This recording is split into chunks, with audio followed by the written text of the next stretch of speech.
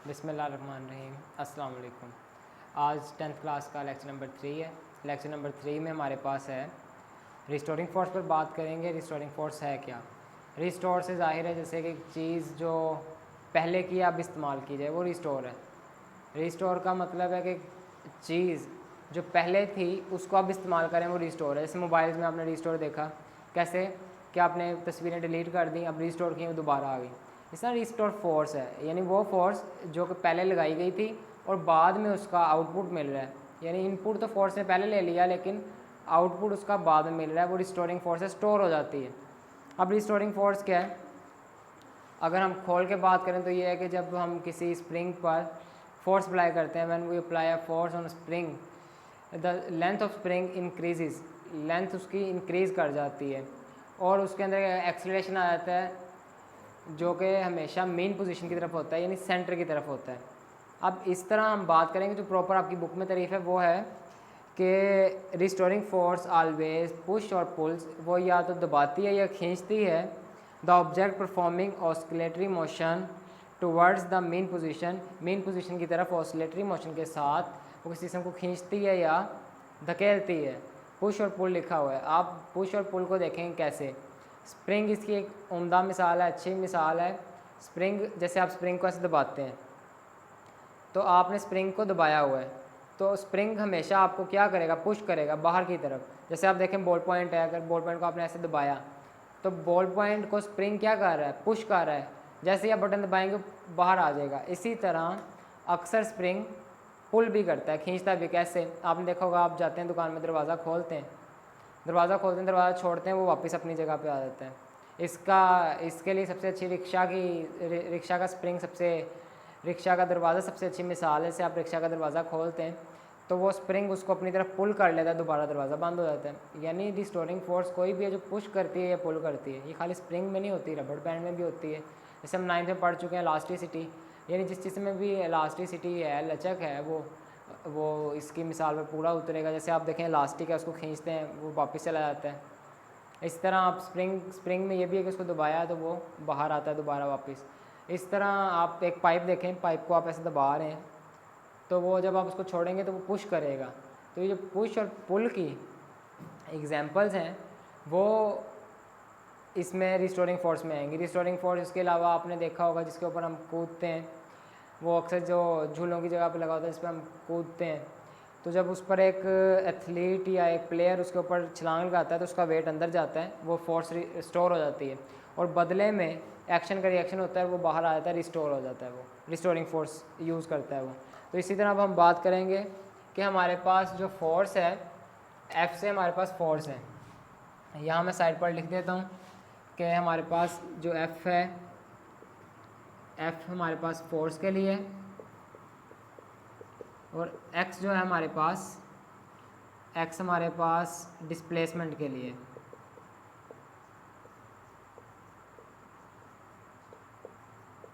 Displacement के लिए है, एक्स कहलाता है। और ए से एक्सेलरेशन है, वो आपको पता है, ए फॉर एक्सेलरेशन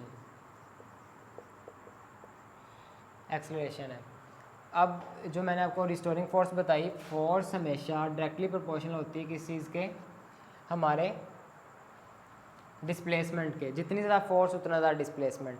डिस्प्लेसमेंट क्या है? किसी चीज़ का, किसी जिस्म का, किसी मैस का अपनी जगह से हिलना, अपनी जगह तब्दील करना। जैसे हमारे पास ये है, एक स्प्रिंग है बंधा हुआ है, ज़्यादा फोर्स लगाऊंगा, इसको ज़्यादा फोर्स लगाई, ज़्यादा दूर जाएगा, कम फोर्स लगाई, कम दूर जाएगा।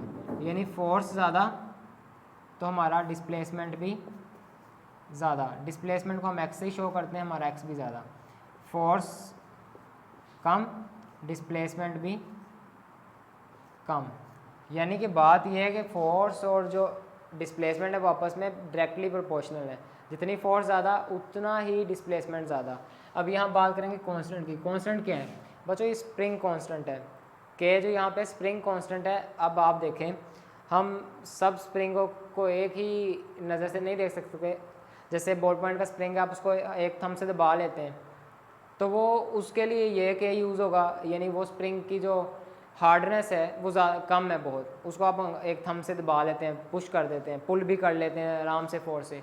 लेकिन अगर आप एक गाड़ी का शॉक देखें, जो शॉक एब्जॉर्बर है, एक स्प्रिंग है उसके अंदर बड़ा लगा हुआ। बाइक का देख लें, बाइक का जो शॉक है उसके अंदर स्प्रिंग है, अगर आप उसको एक अंगूठे से दबाने की कोशिश करें तो आप दबा नहीं सकेंगे। इसी तरह अगर आप उसको एक हाथ से खींचने की कोशिश करें तो आप खींच भी नहीं सकेंगे। तो ये जो कांस्टेंट है ना, ये उस चीज़ को कवर कर रहा है। ये कांस्टेंट हमेशा यूज़ करते हैं इक्वेशन को इक्वल रखने के लिए। यानी हमने बात की कि जी हमारा फोर्स और हमारा डिस्प्लेसमेंट एक जितना है, बराबर है, लेकिन यहाँ हम बात करें स्प्रिंग हार्डनेस की। एक स्प्रिंग है जैसे आपका बॉल पॉइंट का है, उस पर तो आप फोर्स लगाएंगे तो बहुत ज़्यादा डिस्प्लेसमेंट आ जाएगा, यहाँ तक भी खींच लेंगे। और एक आपके पास कार का बड़ा स्प्रिंग है, आप उसको फोर्स लगा रहे हैं लेकिन वो ज़्यादा डिस्प्लेस नहीं होगा। इसलिए इक्वेशन को कांस्टेंट रखने के लिए हम यूज़ करते हैं कि कांस्टेंट हमेशा कई जगह पे यूज़ किया हमने। इसी तरह हमारे पास होता है force is equal mass and acceleration, m a, f is equal m a. तो इन दोनों का जब हम कंपैरिजन करेंगे तो आप देखें कि एफ़ बराबर होता है एम ए, तो हमने एफ़ की जगह लिख दिया एम ए। सेम यही इक्वेशन इसके साथ एफ़ की जगह लिख दिया एम ए, और हमारा के इज़ माइनस के इज़ इक्वल एक्स। अब हमारा जो यहाँ पे हम ए अकेला रह जाएगा, ए यहाँ पे रह जाएगा और एम यहाँ पे मल्टीप्लाई और इधर आके डिवाइड हो जाएगा। तो हमारे पास आ गया acceleration is equal to K minus over M multiply displacement. अब हम बात करते हैं कि constant, acceleration directly proportional to constant और acceleration directly proportional to displacement. यानी एक्सेलरेशन उतनी ही ज़्यादा होगी जितना डिस्प्लेसमेंट ज़्यादा होगा। एक्सेलरेशन होती क्या, वेलोसिटी में चेंज। अब अगर फ़र्ज़ करें कि ये एक बॉक्स है, उसको धक्का लगाया गया यहाँ तक, इसके अंदर एक्सेलरेशन लेस है, लेकिन उसी बॉक्स को अगर हमने ज़्यादा डिस्प्लेसमेंट कर दिया, ज़्यादा धक्का लगा दिया, तो उसमें एक्सेलरेशन क्या है, मोर है। अब ये चीज़ है कि जितना एक्सेलरेशन ज़्यादा उतना ही डिस्प्लेसमेंट ज़्यादा होगा। यहाँ पे डिस्प्लेसमेंट के साथ आप साइन देख रहे हैं, वो नेगेटिव क्यों है। तो हम बात करेंगे कि हमारे पास मेन पोजीशन होती है ओ, मेन पोजीशन है ओ। फ़र्ज़ करें ये एक पेंडुलम है, इसको लटकाया गया है, वो ओ पे है। इस तरह आप फ़र्ज़ कर सकते हैं कि एक स्प्रिंग के साथ अटैच मास है, वो ओ पे है, उसको हमने खींचा और हम एक पॉइंट ए पे ले आए। आप सब ये देख चुके हैं। रिस्टोरिंग फोर्स सीखनी है, हमने इसको पकड़ के यहाँ पे खींच के ले आए एक मास को। जब मैं उसको छोड़ूंगा तो वो हमेशा ओ की तरफ वापस आएगा। यानी जो इसके डिस्प्लेसमेंट है, जो इसके डिस्प्लेसमेंट की हरकत है, वो हमेशा मेन पोजीशन की तरफ होगी, ऑलवेज टुवर्ड्स मेन पोजीशन। इसी तरह अगर मैं एक स्प्रिंग को दबा दूँ बहुत ज़्यादा, ऐसे फोर्स लगा के दबा दिया, फोर्स इस तरफ लगाई, तो ओ पॉइंट तो इधर रह गया। अब क्या होगा, हमारा जिस्म आगे की तरफ हरकत करेगा। यानी अगर हम उसको पुश करें या पुल करें, हरकत हमेशा मेन पोजीशन की तरफ होगी। ये हमारी रिस्टोरिंग फोर्स थी। तो रिस्टोरिंग फोर्स में हमने क्या देखा कि एक्सेलरेशन जो है वो डायरेक्टली प्रोपोर्शनल है नेगेटिव डिस्प्लेसमेंट के। नेगेटिव डिस्प्लेसमेंट इसलिए है क्योंकि इसका डिस्प्लेसमेंट हमेशा पीछे की तरफ होता है, यानी मेन पोजीशन की तरफ है। मेन पोजीशन के ये सेंटर है। अब एक जिस्म आगे गया, लेकिन उसका डिस्प्लेसमेंट क्या होगा उसी टाइम, नेगेटिव, क्योंकि वो जितना आगे गया उतना मेन पोजीशन में वापस, सर जितना पीछे गया उतना ही मेन पोजीशन में वापस, इसलिए इसको नेगेटिव कहा जाता है। इंशाल्लाह अगले लेक्चर में मिलेंगे। अल्लाह हाफिज़।